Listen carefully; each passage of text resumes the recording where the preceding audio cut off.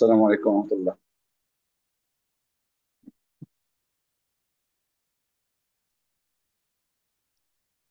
ওয়ালাইকুম আসসালাম রহমতুল্লাহি ওয়া বারাকাতুহু শাইখ। আমি শুরু করব। আহ, জি শাইখ, ইনশাআল্লাহ আপনি শুরু করতে পারেন।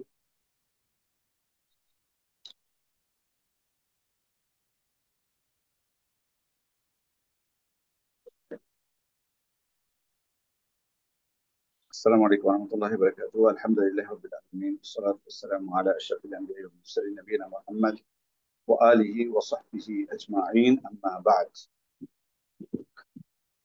সম্মানিত উপস্থিতি, মুসলিম ভাই বোনেরা, আজকে আমাদের সাপ্তাহিক এই বিশেষ আয়োজনে আপনাদেরকে স্বাগত জানাচ্ছি। আমরা ইনশাআল্লাহ ধারাবাহিকভাবে রিয়াদুস সালিহিন আহ, যে কিতাবটি, সেটি আমরা বিইذনিল্লাহ পাঠ করব, যেটি হচ্ছে ইমাম মুহিউদ্দিন আবু জাকারিয়া ইয়াহইয়া ইবনে শারফ আন-নাওয়াবী রাহিমাহুল্লাহ এই কিতাব।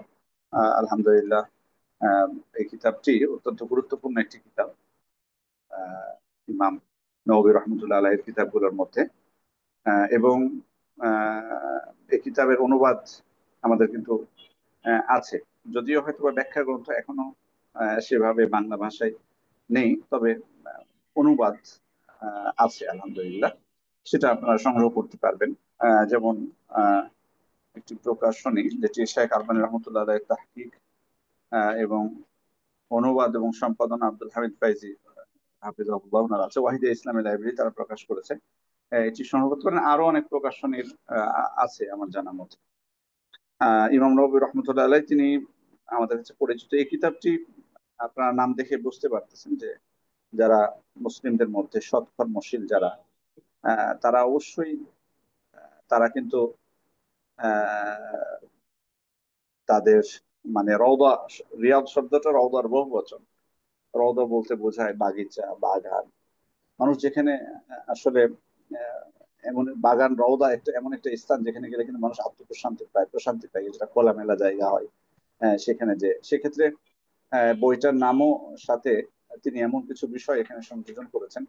মুসলিম হিসেবে যে বিষয়গুলো অত্যন্ত জানাটা জরুরি, কারণ আমাদের জীবনে ইবাদতের পাশাপাশি আদব শিষ্টাচার অর্জন করা এবং সেগুলোর প্রতি মানুষকে উৎসাহ দেওয়া, বদ স্বভাব থেকে বা পাপ থেকে মানুষকে ভীতি প্রদর্শন করা, তাকওয়া সম্বলিত বিষয় যেগুলো, তারপরে আত্মা কেন্দ্রিক যে বিষয়গুলো, অন্তঃশুদ্ধিমূলক যে বিষয়গুলো, এরপরে বক্রতা থেকে দূরী করা সহ বহু বহু বিষয় তিনি এই বইয়ে সন্নিবেশিত করেছেন। এবং সেখানে উনি এখানে যে বিষয়টা প্রত্যেকটা পরিচ্ছেদ শুরু করার ক্ষেত্রে উনি বিভিন্ন কোরআনের আয়াত দিয়ে শুরু করার চেষ্টা করেছেন। মানে মূলত কিন্তু এটা হাদিসের একটা গ্রন্থ, তবে উনি আহ, এখানে তিনি প্রত্যেকটা কিতাবের প্রথমে ওই কিতাব সংশ্লিষ্ট বা ওই অধ্যায় সংশ্লিষ্ট তিনি আয়াত নিয়ে এসেছেন প্রথমে, তারপর তখন তিনি হাদিস নিয়ে এসেছেন এই বিষয়ে। এবং সহিহ বুখারী মুসলিমের হাদিসকে প্রাধান্য দিয়েছেন এবং সহিহ হাদিসগুলো তিনি একত্রিত করার চেষ্টা করেছেন। আমরা ইনশাল্লাহ সেখানে যে হাদিসগুলো আছে আহ, ওকে, সহিহ বুখারী এবং মুসলিমের, অথবা যদি কোনো দুর্বল হাদিস থাকে, আমরা ইনশাল্লাহ আপনাদেরকে বলে দেবো। ইনশাল্লাহ যদি কোনো দুর্বল হাদিস এসে থাকে, আমরা সেটা নির্দিষ্ট সময়ে বা নির্দিষ্ট জায়গায় আপনাদেরকে বলে দেবো বিইذনিল্লাহ। ইমাম নবী রহমতুল্লাহ আলাই, আমরা ইমাম নবী নামেই তাকে চিনি, যদিও তার নাম হচ্ছে আহ, মানে তার নাম হচ্ছে ইয়াহিয়া এবং তার উপাধি হচ্ছে মহিউদ্দিন আবু জাকারিয়া তার কুনিয়া। এবং তার পিতার নাম ছিলেন শারাফ। নওবী গ্রামে তার জন্ম। এবং 631 631 হিজরিতে তিনি জন্মগ্রহণ করেছেন। ইমাম নবী রহমতুল্লাহ 631 জন্মগ্রহণ করেছেন।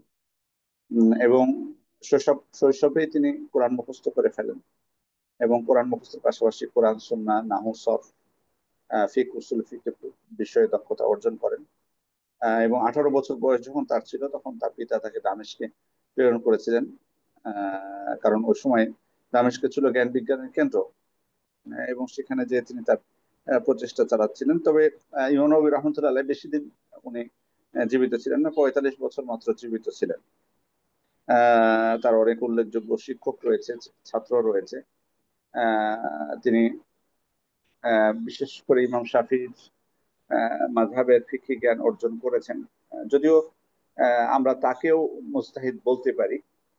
তবে আপনারা জানেন যে সালাফদের তারা যদিও তারা নিজেরাও মুজতাহিদ হলেও নিজেরা অনেক সময় কোন একটা মাযহাবের দিকে ইজতিহাদি মাসআলাগুলোতে নিজেদেরকে সম্পৃক্ত করতেন।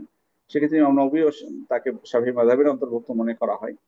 আহ, এরপরে তার বিভিন্ন যে গ্রন্থগুলো রয়েছে, আমরা অনেক গ্রন্থ জানি। যেমন আপনারা জানেন যে ফিকহের ক্ষেত্রে সব থেকে বড় যে কিতাবটি আল মাজমু শারহুল মুহাদ্দাব, যেটি ইমাম শাফিঈর মাযহাবের মতন, সেটিকে উনি ব্যাখ্যা করেছেন, যদিও উনি পূর্ণ করতে পারেননি বলে বলা হয়।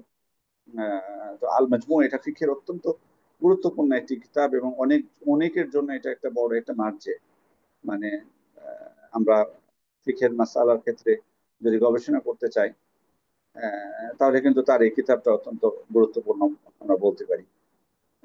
এবং বড় কিতাব। এটা শুধুমাত্র শাফি মাযহাব নয়, বরং অনেক অন্যান্য মাযহাব বা বড় বড় অনেক বিদ্বানরা এই কিতাবটাকে তারা অনুসরণ করে থাকেন, কারণ এখানে অত্যন্ত সূক্ষ্মভাবে প্রত্যেকটা ফিকুল করেন যেটাকে বলা চলে, সেটা সেই সংক্রান্ত কিতাব এটা বলা যায়। আহ সেক্ষেত্রে ইমাম নবী রহমতুল্লাহ আলাইহি তার এই কিতাবটা, এরপর ইমাম মুসলিমের সহিহ মুসলিমের তিনি ব্যাখ্যা করেছেন, মিনহাজ যেটি। এরপরে রিয়াদুস সালিহিন তো অবশ্যই আছে। মুখতাসার উসুল গাবা আদব মুফতি আল মুস্তাফতি মুস্তারুল আরিফিন আলা বাউনা নাওয়াবিয়া, এটি অত্যন্ত প্রসিদ্ধ একটি কিতাব আমাদের কাছে, 40 হাদিসের যে কিতাবটি।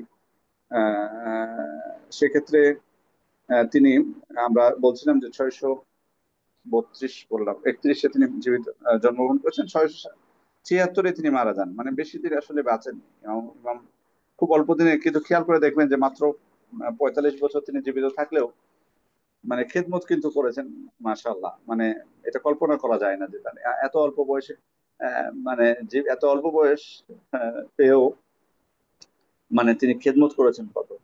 এবং তার মৃত্যুর পর পুরো দামেস্কে কিন্তু মানে তার মৃত্যুর সংবাদ ছড়িয়ে পড়ে, এবং সবাই খুবই ব্যথিত হন, কান্না করেন বিভিন্ন জায়গা থেকে। বড় বড় যারা সরকারের প্রতিনিধি ছিল তারা পর্যন্ত তার জন্য আন্তরিকভাবে দোয়া করেছিলেন। এবং তার ক্ষেত্রে ইমামদের বা আলেমদের মন্তব্য ইমাম নববীর ক্ষেত্রে এটা অত্যন্ত পরিচিত।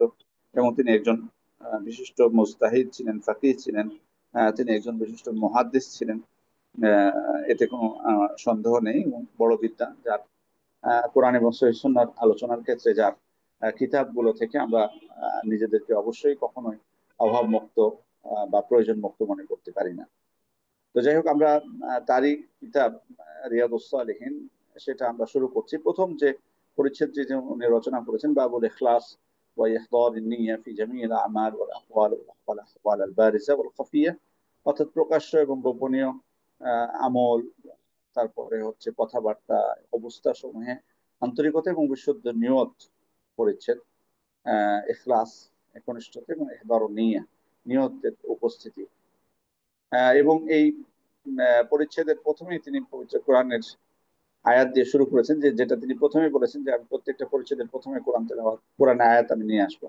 ওমা উমিরু ইল্লা লিয়াবুদুল্লাহ মুখলিসিনা লাহুদ্দিন হুনাফা ওয়া ইউকিমুস সালাতা ওয়া ইউতুজ যাকাতা ওয়া যালিকা দীনুল কাইয়্যিম। সূরা আল বাইয়িনার 5 নম্বর আয়াতটি, যে তাদেরকে আদেশ করা হয়েছে শুধুমাত্র যে তারা আল্লাহর আনুগত্যে বিশুদ্ধ চিত্ত হয়ে একনিষ্ঠভাবে তারই ইবাদত করবে, তারা সালাত আদায় করবে, যাকাত দিবে, এবং এটি হচ্ছে সরল সঠিক দিন। তারপরে আরেকটি আয়াত, লা ইয়ানালুল্লাহু লুহুমুহা ওয়ালা দিমাউহা ওয়ালাকিন ইয়ানালুহু তাকওয়া মিনকুম। আল্লাহর কাছে কখনো এই যে কুরবানি আমরা দিই, সেখানে সেগুলোর গোশত বা রক্ত কোনটাই পৌঁছায় না তোমাদের তাকওয়া।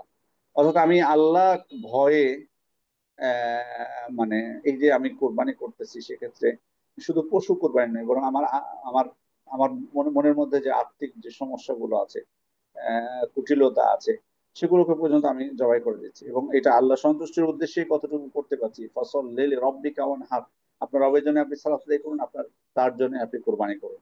সেক্ষেত্রে এখানে আল্লাহ ভীতি, আল্লাহর ভয়ে, আল্লাহর সন্তুষ্টির আশায় কতটুকু আমি কোরবানি করছি, এটাই কিন্তু আল্লাহর কাছে পৌঁছবে। সুতরাং এর গোশত রক্ত কোনটাই পৌঁছে না।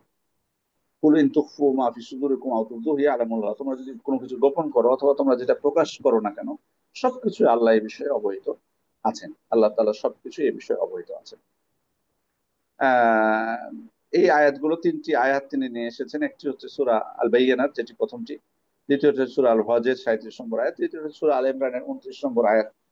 তিনি এখানে নিয়ে এসেছেন। এই আয়াতগুলোতে আমরা দেখতে পাই যে নিয়তের প্রতি, বিশেষ করে একনিষ্ঠতা ইবাদতের ক্ষেত্রে, প্রথম আয়াতটিতে সালাত আদায় করা, একনিষ্ঠ হয়ে যাকাত দেওয়া, পরে আয়াতটিতে কুরবানির বিষয়টি এসেছে, এরপরে তৃতীয় নম্বর আয়াতে স্পষ্টই বলে দেওয়া হয়েছে যে তোমাদের ভিতরের খবর কিন্তু আল্লাহ তাআলা জানেন, মানে তোমরা কি উদ্দেশ্যে কি করো সেটা কিন্তু তিনি জানেন। সুতরাং তোমাদের এই আমলের মানে বদলা কিন্তু দেওয়া হবে তোমাদের নিয়ত অনুযায়ী অবশ্যই। প্রথম যে হাদিসটি তিনি নিয়ে এসেছেন সেই হাদিসটি খুবই প্রসিদ্ধ এবং অনেক মুহাদ্দিসগণ তাদের কিতাবে শুরু করেছেন এই হাদিস দিয়ে। عن عمر بن الخطاب رضي الله عنه قال سمعت رسول الله صلى الله عليه وسلم يقول انما الاعمال بالنيات وانما لكل امرئ ما نوى فمن كانت هجرته الى الله ورسوله فهجرته الى الله ورسوله ومن كانت هجرته لدنيا يصيبها او امرأة يتزوجها فهجرته الى ما هاجر اليه متفق على صحيح। সহিহ বুখারী এবং মুসলিম বর্ণনা করেছেন হাদিসটি উমর ইবনে খাত্তাব রাদিয়াল্লাহু আনহু থেকে। তিনি বলছেন, আমি আল্লাহ রাসূল সাল্লাল্লাহু আলাইহি ওয়াসাল্লামকে বলতে শুনেছি যে তিনি বলেছেন যে প্রত্যেক কাজ প্রত্যেকটি আমল নিয়তের উপর নির্ভরশীল। ওয়াইন্নামা লিকুল্লি ইমরিইন মা নাওয়া, আর প্রত্যেক ব্যক্তি সেটাই পাবে যেটা সে নিয়ত করবে। ফামান কানাত হিজরাতুহু ইলাল্লাহি ওয়া রাসূলিহি ফাহিজরাতুহু ইলাল্লাহি ওয়া রাসূলিহি, কেউ যদি আল্লাহ এবং তার রাসূলের উদ্দেশ্যে হিজরত করে থাকে তাহলে তার হিজরতটাও আল্লাহ এবং তার রাসূলের জন্যই গ্রহণ করা হবে বা সেটাই গণ্য করা হবে। ওমান কানাত হিজরাতুহু লিদুনিয়া ইউসিবুহা, আর কেউ যদি হিজরত করে দুনিয়ার কোনো কিছু অর্জনের জন্য, আও ইমরাআতিন ইয়াতাযাওয়াজুহা, অথবা কোনো নারীকে বিবাহ করার জন্য, ফাহিজরাতুহু ইলা মা হাজারা ইলাইহি, তাহলে তার হিজরত আহ, যে উদ্দেশ্যে করেছে সেটাই সে পাবে। ধরুন কোন কাফের রাষ্ট্র থেকে হিজরতের কথা আগে বলে দিচ্ছি। হিজরত বিষয়টা অবশ্যই মানে কোনো কোনো সময় হিজরত ওলামা ইকরাম বলছেন ওয়াজিব হয়ে যেতে পারে। অজীব অর্থাৎ আপনি দিন পালন করতে পারছেন না, কুফফার রাষ্ট্রে আছেন, আপনার দিন পালনে বাধা, ওই অবস্থায় আপনার সেখান থেকে হিজরত করাটা এটা অজীব, হিজরত করাটা এটা অজীব হয়ে যাবে তখন। অর্থাৎ কোনো মুসলিম রাষ্ট্রে যেখানে আপনি দিন পালন করতে পারবেন, দিনের বিধিবিধান গুলো শাইরা গুলো প্রকাশ করতে পারবেন, সেখানে আপনার যাওয়াটা তখন অজীব হয়ে যাবে সেখানে। আহ, আর যদি আপনি দিন পালন করতে পারেন কিন্তু অথচ মানে সম্পূর্ণভাবে হয়তো পরিবেশ পাচ্ছেন না, তাহলে তার থেকে বেটার কোনো জায়গায় যাওয়াটা তখন আপনার জন্য এটা মুস্তাহাব হবে, তখন সেটা আপনার জন্য মুস্তাহাব হবে। সেক্ষেত্রে আহ, আহ, এই হাদিসটি অত্যন্ত গুরুত্বপূর্ণ। আমরা জানি যে ধরুন হিজরতের ক্ষেত্রে একদল কুফফার রাষ্ট্র থেকে মুসলিম রাষ্ট্রে হিজরত করবে, তো সেক্ষেত্রে 10 জন ব্যক্তি, তো তাদের মধ্যে 8 জন হিজরত করছেন কিসের জন্য? আল্লাহকে সন্তুষ্ট করার জন্য, তারা দিন পালন করবেন, সেখানে যে নিরাপদ থাকবেন, দিন পালন করবেন। আর 2 জন ব্যক্তির মধ্যে একজন, তিনি মনে করছেন যে যেখানে অবস্থান করছে তার ব্যবসাটা ভালো হচ্ছে না, তো যেখানে হিজরত করছে সবাই সেখানে যে তিনি ব্যবসা করবেন, সেখানে ব্যবসা ভালো হবে, যেহেতু উনি যে ব্যবসা করেন সে ব্যবসাটা সেখানে নেই, ভালো হবে সেখানে। অথবা আরেকজন আছেন যে 10 নম্বর, উনি খোঁজ পেয়েছেন যে ওখানে একজন সুন্দরী নারী আছে অথবা তার পরিচিত কেউ আছে, খোঁজ পেয়েছেন, তো সেখানে যে তার উদ্দেশ্য হলো বিবাহ করা। খেয়াল করুন, 10 জনের মধ্যে 8 জন হচ্ছে আল্লাহর সন্তুষ্টির জন্য উনি হিজরত করছেন, আর একজন দুনিয়া উপার্জনে, আর একজন মানে বিবাহ করার জন্য। কিন্তু সবাই ঘোষণা করলো যে আমরা আল্লাহর জন্যই হিজরত করবো। এখানে এখানে যেহেতু আমরা দিন পালন করতে পারছি না স্বস্তির সাথে, দিন পালনের জন্য যাবে 10 জনই, কিন্তু 10 জনই কিন্তু বলতেছে যে আমরা দিন পালনের জন্য যাচ্ছি। কিন্তু 10 জনে বললেও 2 জনেরটা কিন্তু আল্লাহ তাআলার জন্য গ্রহণযোগ্য হচ্ছে না এটা, বরং তাদের দুনিয়া উপার্জন হবে তাদের, কিন্তু আল্লাহ সন্তুষ্টি এখানে অর্জন করতে তারা পারবে না। বিবাহ করা হবে কিন্তু আল্লাহ সন্তুষ্টি তারা অর্জন করতে পারবে না। এই জন্য এটাই হচ্ছে মূলত নিয়তের বিষয়, যে প্রকাশ্যে কে কি বললো সেটা দেখার বিষয় না, কিন্তু নিয়তের খবর, অন্তরের খবর আল্লাহ তাআলা জানেন। এই জন্য প্রত্যেককে তার অন্তরের বিষয় অনুযায়ী তাকে প্রতিফল দেওয়া হবে। সুতরাং এখানে মানে মানে এটা এটা বলার উপায় নেই যে আমি যে মুখে যেটা বলছি সেটাই হবে, ঘটবে না, এত সহজ না। আপনি যাচ্ছেন বিবাহ করার জন্য, বাট প্রকাশ করতেছেন যে আপনি আল্লাহ সন্তুষ্টির জন্য যাচ্ছেন। না, আল্লাহ সন্তুষ্টির জন্য গ্রহণযোগ্য হবে যদি আপনি অন্তরের নিয়তটা সেটাই থাকতো। এর মাধ্যমে ইখলাসের প্রতি, আমলের ক্ষেত্রে ইখলাসের প্রতি গুরুত্ব দেওয়া হয়েছে, এবং স্পষ্ট করে দেওয়া হয়েছে যে কোনো আমল যদি আল্লাহ তাআলার উদ্দেশ্যে কেউ না করে, তার সন্তুষ্টি যদি উদ্দেশ্য না হয়, তাহলে সেটা গ্রহণ করা হবে না। আহ, এবং যে কোনো আমল, যে আমলের দ্বারা সাধারণত মানুষ আল্লাহ সন্তুষ্টি অর্জন করে, সে আমলগুলো কেউ যদি আদা হিসেবে করতে চায়, মানে রীতিনীতি হিসেবে করতে চায়, তাহলে তার সব সে পাবে না, তাহলে তার সব সে পাবে না। যে কোনো ইবাদত ধরো, আহ মানে ধরুন আমি এমনি উদাহরণস্বরূপ বলছি যে হজ এটা একটা ইবাদত। এখন কেউ ভাবলো যে আল্লাহ তো আমাকে অনেক টাকা দিয়েছে, তো আমি তো কোনো কোনো কোনো কোনো বছর আমি সিঙ্গাপুরে যাই ঘুরতে, কোনো বছর আমি ইন্ডিয়া যাই, কোনো বছর নেপালে যাই, কোনো বছর মালদ্বীপে যাচ্ছি, কোনো বছর শ্রীলঙ্কায় যাচ্ছি ঘুরতে। এবার সৌদি আরবে ঘুরে আসি, সৌদি আরবে ঘুরে আসি, দেখি কি করে সবাই। হজও করা হলো, ঘুরে আসা হলো। এই যে এই ব্যক্তি, মানে উনি কিন্তু মূলত তার উপর হজ খরচ সেটা উনি অনুধাবন করতে পারছে না। উনি অন্যান্য বছর অন্যান্য দেশে যেভাবে যায়, উনি এই বছর সৌদি আরব যেতে চাচ্ছেন। তাহলে উনি কিন্তু ইবাদত হিসেবে যাচ্ছে না, উনি কিন্তু তার যে রীতি, তার যে অভ্যাস, অভ্যাস হিসেবে উনি যেতে চাচ্ছে, ঘুরতে, ওনার ঘোরা উদ্দেশ্য। তাহলে যে ব্যক্তি ঘোরার উদ্দেশ্যে সৌদি আরব যাবে, সে ঘোরারই সে মানে আহ, মানে সে ঘোরাটাই তার হবে, অন্য কিছু হবে না, তার নেকি হবে না, ইবাদত হবে না, সেটা ইবাদত হবে না। এটা কিন্তু অত্যন্ত গুরুত্বপূর্ণ বিষয়। আমি অনেককে দেখেছি, আমি আমার জীবন থেকে একটা কথা বলতেছি যে মদিনায়, মদিনায় কিন্তু আপনাকে যেতে হবে মসজিদ নববী জিয়ারতের উদ্দেশ্যে। সেখানে যাওয়ার পর আপনি আল্লাহর সন্তুষ্টি কামনা করবেন, সেখানে যে মসজিদে কুবায় যাবেন, ওহুদে জিয়ারত করতে যাবেন, বাকিতে জিয়ারত করতে যাবেন, মসজিদে কুবায় সালাত আদায় করতে যাবেন, সমস্যা নেই। বাট কেউ যদি আবার ওই যে জিন পাহাড় বলে যেটা দেখতে যায়, সে উদ্দেশ্যে মদিনায় গেল জিয়ারত। অনেকে বলে যে আমি মদিনায় আসলাম আর এটা দেখতে পাবো না, বা ওটের প্রতি মানে উনি অন্য জায়গায় গেছেন সন্তুষ্ট না দেখে জিন পাহাড়টাকে যেতেই হবে।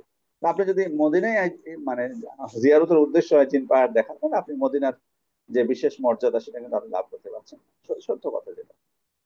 অতএব যে কোনো বিষয় ইবাদত, অবশ্যই যেটা যে ইবাদত দ্বারা আল্লাহর সন্তুষ্টি কামনা করায়, সেই ইবাদত যদি আমি আল্লাহ সন্তুষ্টির উদ্দেশ্যে না করে দুনিয়ার কোনো অভ্যাসবশত, রীতিবশত, বা মানুষ করছে তাই আমি করছি এই উদ্দেশ্য করি, তাহলে সেটা গ্রহণযোগ্য হবে না। আরেকটা বিষয় নিয়ত বলা হয়েছে এখানে। নিয়ত অর্থ সংকল্প, সংকল্প হয় অন্তরে, সংকল্প হচ্ছে অত অন্তরে।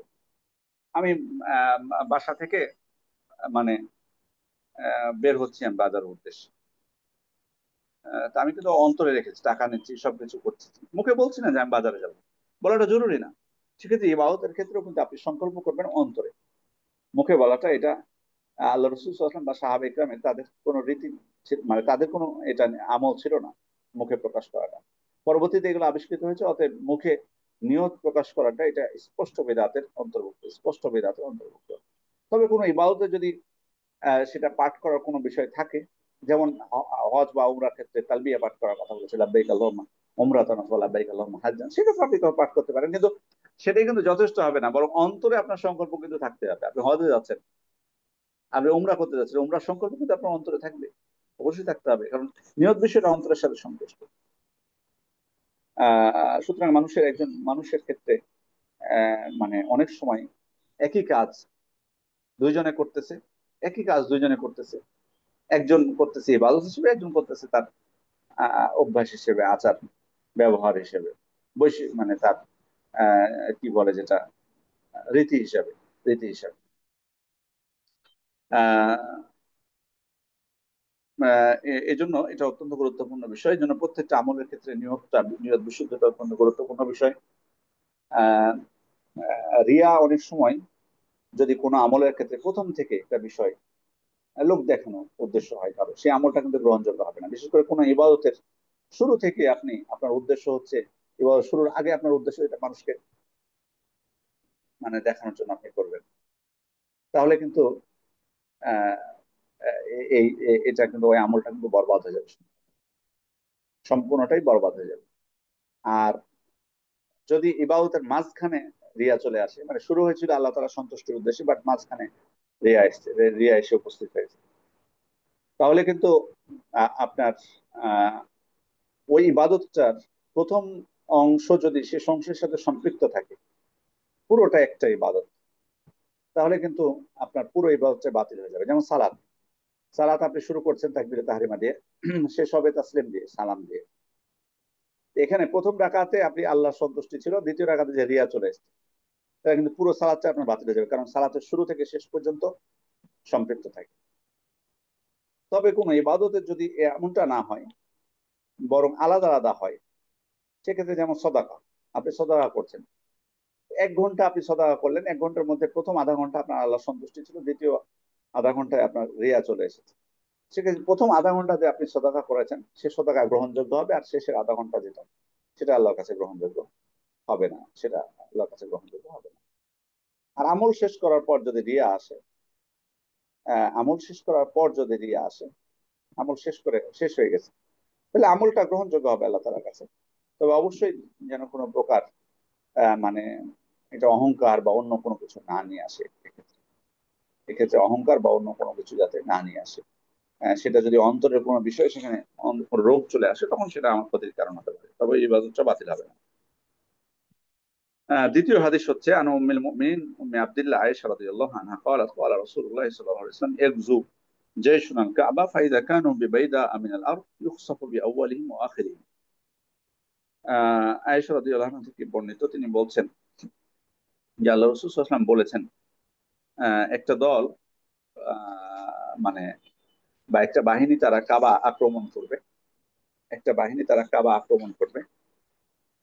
ফাইদা কানু বিবাইদা মিনাল আরদ, তারা যখন মানে মরুপ্রান্তরে পৌঁছবে, বাইদায় পৌঁছবে, ইউখসাফু বিআউয়ালিহিম ওয়া আখিরিহিম, আল্লাহ তাআলা তাদের সবাইকে জমিনে ধসিয়ে দিবেন, তাদেরকে একবারে প্রথম থেকে শেষ ব্যক্তি পর্যন্ত সবাইকে ধসিয়ে দিবেন। আল্লাহ রাসূল সাল্লাল্লাহু আলাইহি ওয়াসাল্লাম যখন বললেন আয়েশা রাদিয়াল্লাহু আনহার সামনে এই কথা, যে একটা বাহিনী কাবা আক্রমণের জন্য বের হবে এবং এটা হচ্ছে কিয়ামতের আগে, তো যখন তারা মরুপ্রান্তরে পৌঁছবে বাইদা, আহ তখন আল্লাহ তাআলা তাদের সকলকে প্রথম থেকে শেষ পর্যন্ত সকল ব্যক্তিকে জমিনে ধসিয়ে দিবেন। তো আয়েশা রাদিয়াল্লাহু আনহা জিজ্ঞেস করছেন, ইয়া রাসূলুল্লাহ কাইফা ইউখসাফু বিআউয়ালিহিম ওয়া আখিরিহিম ওয়া ফীহিম আসওয়াকুহুম ওয়া মান লাইসা মিনহুম, কিভাবে আল্লাহ তাআলা সবাইকে ধসিয়ে দিবেন, অথচ তাদের মধ্যে এমন কেউ থাকবে যে যারা তাদের মানে কাবা আক্রমণের উদ্দেশ্যে তারা আসেন, তারা এসেছে মানে ক্রয় বিক্রয় করতে, ব্যবসা করতে। আহ মানে আমরা জানি যে আসলে সাধারণত যারা ব্যবসায়ী হয় তারা কিন্তু বিভিন্ন স্থান খোঁজে। সেক্ষেত্রে রাস্তাঘাটে আমরা চলি, সেখানে দেখি না বিভিন্ন ধরনের ফেরিওয়ালারা আসে এটা বিক্রি করতে, ওটা বিক্রি করতে। এই এই দল যখন অভিযানে যাবে তখন তাদের মধ্যেও কেউ থাকবে যে তারা বিক্রি করার জন্য তাদের কাছে খাবার বিক্রি করবে, এটা বিক্রি করবে, ওটা বিক্রি করবে জন্য আসবে। তারাও তো ধ্বংসের মধ্যে পড়ে যাবে। আয়েশা রাদিয়াল্লাহু আনহা এটাই প্রশ্ন করছেন, আল্লাহ রাসূল তারা তো আর কাবা ধ্বংসের জন্য আসবে না, তারা কেন, তাদের কেন এমন অবস্থা হবে? তো আল্লাহ রাসূল তখন বলছেন, ইউখসাফু বিআউয়ালিহিম ওয়া আখিরিহিম সুম্মা ইউবআসুনা আলা নিয়াতিহিম। হ্যাঁ, তারা সাময়িকভাবে সবাই ক্ষতিগ্রস্ত হবে, তাদের সবাইকে জমিনে ধসিয়ে দেওয়া হবে, কিন্তু কিয়ামতের দিন তাদের পুনরুত্থান হবে তাদের নিয়ত অনুযায়ী। অর্থাৎ কারো যদি কাবা আক্রমণের নিয়ত না থাকে, তাহলে তাদেরকে সেই শাস্তির কবলে তারা পড়বে না, যেহেতু তাদের নিয়ত সেরকম ছিল না। তাহলে এখান থেকে হাদিস থেকে বোঝা গেল যে প্রত্যেক ব্যক্তি তার ভালো নিয়ত বা খারাপ নিয়ত অনুযায়ী সে তার প্রতিদান পাবে কিয়ামত দিন আল্লাহ তাআলার নিকটে। কিন্তু দুনিয়াতে অনেক সময় ধরুন কোন আল্লাহ তাআলা কোন জনপদে শাস্তি দিলেন, সেখানে ভালো মানুষ থাকতে পারে, তো তাদের পরিণতি কি হবে? উম্মে সালামা রাদিয়াল্লাহু আনহা থেকে হাদিসে বর্ণিত হয়েছে যে তারাও হয়তো মারা যাবে, কিন্তু মানে জান্নাতের দিকে তারা ধাবিত হবে, অর্থাৎ আল্লাহ তাআলা তাদেরকে জান্নাত দান করবেন। এখানে আরেকটা বিষয় হচ্ছে যে কোনো জালেম বা অপরাধী যারা, তাদের সঙ্গী না হওয়ার প্রতি উৎসাহ দেওয়া হয়েছে। দেখুন এখানে কাবা যারা আক্রমণ করতে আসে তারা ভালো মানুষ না, তারা অবশ্যই জালেম, তারা নিকৃষ্ট, সুতরাং তাদের সাথে আসাটা তাদের আসলে উচিত হয়নি। এই জন্য ভালো মানুষদের সাথে সখ্যতা গড়ে তোলা, তাদের সঙ্গী হয়, এটা অত্যন্ত গুরুত্বপূর্ণ বিষয়, যেটা এই হাদিস থেকে বোঝা যাচ্ছে যে ভালো মানুষদের খারাপ মানুষদের সাথে মিশে যাওয়ার কারণে তারা এই ধরনের সমস্যার সম্মুখীন হয়েছে। এরপর হচ্ছে আল্লাহ রসুল সাল্লাল্লাহু আলাইহি ওয়াসাল্লাম, আল্লাহ তাআলা তাকে যতটুকু গায়েবের বিষয়ে অবহিত করেছেন সেটুকু তিনি আমাদেরকে অবহিত করেছেন, অনেক গায়েবের বিষয়, পূর্বের এবং পরে ভবিষ্যতে কি করবে সেগুলোর প্রতি ঈমান আনা আমাদের জন্য ওয়াজিব। তাহলে ইমাম নববী রাহমাতুল্লাহ আলাইহি এই হাদিসটিও নিয়ে এসেছেন এই অধ্যায়ে, এটি বোঝানোর জন্য যে প্রত্যেক ব্যক্তি তার নিয়ত অনুযায়ী ফল পাবে, প্রত্যেক ব্যক্তি তার নিয়ত অনুযায়ী ফল পাবে। তৃতীয় নাম্বার যে হাদিসটি وعن عائشة رضي الله عنها قالت قال النبي صلى الله عليه وسلم لا هجرة بعد الفتح, মক্কা বিজয়ের পরে কোনো হিজরত নেই, ওয়ালাকিন জিহাদুন ওয়া নিয়্যা, তবে অবশ্যই জিহাদ এবং নিয়ত রয়েছে। ওয়াইদাস্তুম ফিরতুম ফানফিরু, যদি তোমাদেরকে জিহাদের জন্য ডাক দেওয়া হয় তাহলে তোমরা জিহাদের উদ্দেশ্যে তোমরা বেরিয়ে পড়ো। যদি তোমাদেরকে জিহাদের জন্য ডাক দেওয়া হয় তাহলে তোমরা জিহাদের উদ্দেশ্যে বেরিয়ে পড়ো। এখানে আহ হিজরত নেই, মক্কা বিজয়ের পরে হিজরত নেই বলতে হিজরতের বিধান কি এখন বলবৎ নেই? তাহলে প্রশ্ন এখানে আসবে স্বাভাবিক। আহ, না, এখানে এটা উদ্দেশ্য না। আহ, আহ, যে হিজরত নেই, বরং হিজরত অবশ্যই, হিজরতের বিধান। মক্কা থেকে হিজরত নেই। মক্কা থেকে আল্লাহ রসুল যেমনটা হিজরত করেছেন, তার সাহাবীরা হিজরত করেছেন। প্রথমে হাবাশা হিজরত করেছেন, পরে তো মদিনা হিজরত করলেন। মক্কা বিজয়ের পরে আর হিজরতের প্রয়োজন নেই, কারণ মক্কা এখন ইসলামী রাষ্ট্র। মক্কা এখন ইসলামী রাষ্ট্র, সুতরাং সেখান থেকে হিজরত নেই। কিন্তু অন্য কোনো কুফফার রাষ্ট্র যদি হয়, সেখান থেকে অবশ্যই হিজরত আছে, হিজরতের বিধান বলবৎ থাকবে। এবং এখান থেকে আরেকটা শিক্ষা পাওয়া যায় যে মক্কা কিয়ামতের আগে কখনো কখনো আর কাফের রাষ্ট্রে পরিণত হবে না, বরং মুসলিম রাষ্ট্রের অন্তর্ভুক্ত থাকবে মক্কা। কিয়ামত পর্যন্ত মক্কা মুসলিম রাষ্ট্রের অন্তর্ভুক্ত থাকবে। এটা এই হাদিস থেকে বোঝা যাচ্ছে, কারণ আল্লাহ রাসূল বলে দিয়েছেন যে মক্কা থেকে আর কোনো হিজরত নেই। এর মধ্যে ইঙ্গিত দিয়ে দিয়েছেন যে মক্কা কখনো আর কুফফার রাষ্ট্রে পরিণত হবে না বা কাফের রাষ্ট্রে অন্তর্ভুক্ত হবে না। কারণ যদি হতো তাহলে তো হিজরত হিজরত বলবৎ থাকতো, কিন্তু যদি হিজরত বলবৎ থাকবে না কিয়ামতের আগ পর্যন্ত মক্কা থেকে, তার মানে বোঝা যাচ্ছে মক্কা আর কখনো, মক্কা সব সময় কিয়ামত পর্যন্ত মুসলিম রাষ্ট্র হিসেবে বলবৎ থাকবে। আহ, আর জিহাদের বিষয়টা এটা স্পষ্ট করে দিয়েছেন আল্লাহ রাসূল সাল্লাল্লাহু আলাইহি ওয়াসাল্লাম, যে অবশ্যই জিহাদ থাকবে। এটা জিহাদ অবশ্যই থাকবে, জিহাদের বিষয়টা এখানে তিনি স্পষ্ট করে দিয়েছেন, জিহাদ অবশ্যই থাকবে। আহ, এবং এখানে আরেকটা বিষয় স্পষ্ট করে যে তোমাদেরকে যখন জিহাদের জন্য ডাকা হবে, তখন তোমরা বেরিয়ে পড়ো বা জিহাদে যাকে সাড়া পড়বে। এর মাধ্যমে বোঝা যাচ্ছে যে অলিউল আমর, মুসলিম রাষ্ট্রের শাসক যদি আহ, যাকে জিহাদের জন্য ডাক দিবেন তার উপর জিহাদে যাওয়াটা ফরজ হয়ে যাবে। জিহাদে যাওয়াটা ফরজ হয়ে যাবে। জিহাদ ফরজে কিফায়া, কিন্তু কোনো কোনো সময় ফরজে আইন হতে পারে, যেমন জিহাদের ময়দানে নেমে গেলে সেটা ফরজে আইন হয়ে যায়। শত্রু আক্রমণ করে বসলে ফরজে আইন হয়ে যায়। তারপর হচ্ছে ইমাম যদি জিহাদের জন্য ডাক দেন, মুসলিম রাষ্ট্রের শাসক, তাহলে যাকে ডাক দিবেন তার জন্য এটা ফরজ হয়ে যাবে। এখানে এই হাদিসটি উনি এই অধ্যায়ে নিয়ে এসেছেন যে আহ, নিয়তের বিষয়টা এখানে রয়েছে, যে বাকি রয়েছে জিহাদ এবং নিয়ত। মানে অবশ্যই আপনার নিয়ত থাকতে হবে, নিয়ত আপনার থাকতে হবে। জিহাদ যদি না থাকে কিন্তু স্পৃহা থাকতে হবে অন্তর থেকে, আপনার কামনা থাকতে হবে যে আমি অবশ্যই জিহাদ, যদি সুযোগ আসে জিহাদ আমি করবো। এই কামনা মুসলিম হিসেবে আমাদের অবশ্যই আহ থাকতে হবে। সম্মানিত উপস্থিতি, আমি আজকে 3টা হাদিস পাঠ করলাম। এরপরে ইনশাল্লাহ বাকি পরবর্তী পর্বগুলোতে ইনশাল্লাহ আমি আহ বাকি হাদিসগুলো পূর্ণ করব। আজকে যে হাদিসগুলো ছিল বা যে অধ্যায় নিয়ে আলোচনা করছি, ইখলাসটা অত্যন্ত গুরুত্বপূর্ণ বিষয়। আমাদের আরো অনেক হাদিস আছে ইখলাস সংক্রান্ত, সেই হাদিসগুলো আমরা অবশ্যই পাঠ করব। তবে এর মাধ্যমে আমি যে বিষয়টা বলতে চাইবো যে আসুন আমরা আমাদের জীবনে একনিষ্ঠ হই সর্বক্ষেত্রে। আমাদের আমল কিন্তু আছে, আলহামদুলিল্লাহ যথেষ্ট, আলহামদুলিল্লাহ ভালো কাজ হচ্ছে। মসজিদে আপনি যান, মুসল্লি আছে, হজ তো করতে যাচ্ছে আলহামদুলিল্লাহ, জাকাত তো দিচ্ছে, যদিও হয়তো বা সেই পরিমাণ হচ্ছে না। আহ সিয়াম তো পালন করছি, মাশাআল্লাহ কত মানুষ সিয়াম পালন করে আলহামদুলিল্লাহ। বাট আমাদের যেটার অভাব সেটা হলো একনিষ্ঠতা, ইখলাস। আল্লাহ সন্তুষ্টির উদ্দেশ্য কতটুকু আমরা করতে পারছি, কারণ এটাই তো হলো মূল। কারণ এটা যদি আমি ঠিক করতে না পারি, আমি একনিষ্ঠ হতে না পারি আমার আমলে, তাহলে তো আমলটা গ্রহণ করতে হবে না। সুতরাং আসুন আমরা নিয়তকে বিশুদ্ধ করি, আল্লাহ সন্তুষ্টি আমরা কামনা করি। ইবাদতের ক্ষেত্রে 3টা বিষয় অবশ্যই অত্যন্ত জরুরি। একটা হলো আল্লাহর কাছে সব কামনা করতে হবে, তাকে ভয় করতে হবে। মানে ইবাদত আমি করলাম, আমি যদি মনে করি 100% আশা নিয়ে যাই যে আমার নিশ্চিত নিশ্চিত যে আমার ইবাদত কবুল হয়ে গেছে, এটা কিন্তু ঠিক না। বরং আশঙ্কা থাকতে হবে যে আল্লাহ ইবাদতটা নাও কবুল করতে পারে, বা আল্লাহ আমাকে শাস্তি দিতেও পারেন, এরপর আমি ইবাদত করছি তারপরে দিতে পারেন। এই আশঙ্কাটা মনের মধ্যে সবসময় রাখতে হবে এবং আশাও থাকতে হবে। আর তৃতীয় হচ্ছে ভালোবাসা থাকতে হবে আল্লাহ প্রতি, আল্লাহকে ভালোবেসে প্রত্যেকটা ইবাদত করতে হবে। সুতরাং একনিষ্ঠতা এটা অত্যন্ত আমাদের যে কোনো কাজের ক্ষেত্রে অল্প অল্প ক্ষেত্রে অল্প যদি আমি আমল করি, একনিষ্ঠতা সেখানে থাকে, সেটাই কিন্তু কার্যকর হবে। আর অনেক বেশি আমল করলাম কিন্তু, খেয়াল করে দেখুন যে আসলে কিন্তু একজন মুসলিম এবং একজন অমুসলিমের মধ্যে পার্থক্য কিন্তু এখানেই। অমুসলিম ব্যক্তি ভালো কাজ করে না, মুসলিম তো ভালো কাজ করে, কিন্তু আমাদের যে সমস্যাটা যেখানে হয় সেটা হলো নিয়তের ক্ষেত্রে। এই জন্য আমরা যত আহ্বান জানাবো যে আসুন আমরা নিয়তের ক্ষেত্রে আমরা একনিষ্ঠ হই, এবং ইখলাস, প্রত্যেকটা কাজে, কথায়, কাজে, প্রত্যেকটা অবস্থাতে আমরা ইখলাস বজায় রাখি, একনিষ্ঠতা। ইনশাল্লাহ তাহলে আমরা আল্লাহ তাআলার কাছে সব কামনা করতে পারবো। নতুবা রিয়া যদি হয় বা আল্লাহ ছাড়া অন্য কারো সন্তুষ্টি, অন্য কারো উদ্দেশ্যে ইবাদত করি, তাহলে কিন্তু সেটা শিরক হয়ে যাবে। এটা কিন্তু স্পষ্ট শিরক, বড় শিরক হবে। আমি ইবাদতটা আল্লাহর জন্য না করে অন্য কারোর জন্য করলাম, এটা স্পষ্ট শিরক। আর যদি লোক দেখানো হয়, এটা ছোট শিরকের অন্তর্ভুক্ত হবে।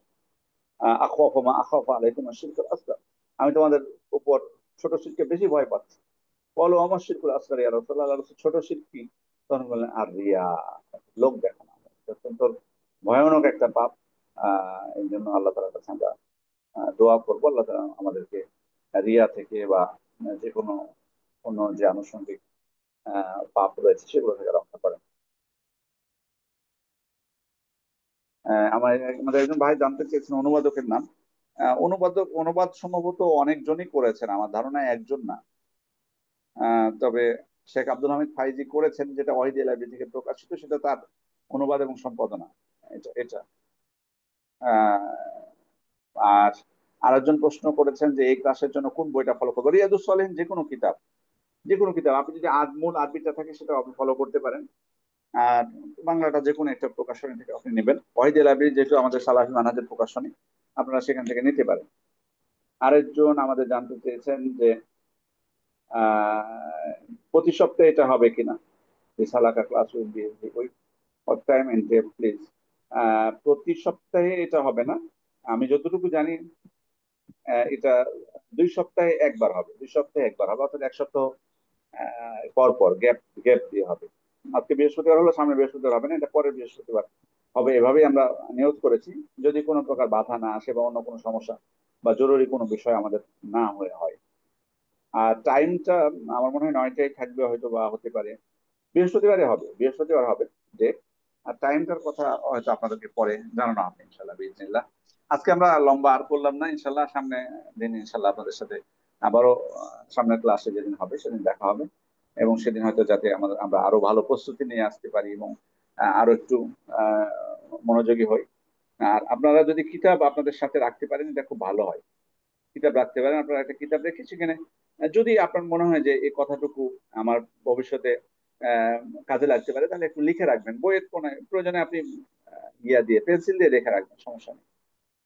পেন্সিল দিয়ে লিখে রাখবেন অথবা কলম দিয়ে লিখে রাখতে পারেন, সুন্দরভাবে লিখে রাখতে পারেন, কোনো সমস্যা নেই। আল্লাহ আমাদের সবাইকে যে কোনো কল্যাণমূলক কাজের জন্য কবুল করে নিন। আমিন, জাযাকুমুল্লাহু খাইরান। واخر دعوانا الحمد لله رب العالمين. سبحانك اللهم وبحمدك اشهد ان لا اله الا انت استغفرك واتوب اليك. السلام عليكم ورحمه الله وبركاته. আহ, আলহামদুলিল্লাহ, শাহেদ খুবই গুরুত্বপূর্ণ আলোচনা করেছেন। আল্লাহ তাআলা আমাদেরকে এর মাধ্যমে উপকৃত হওয়ার তৌফিক দান করুন।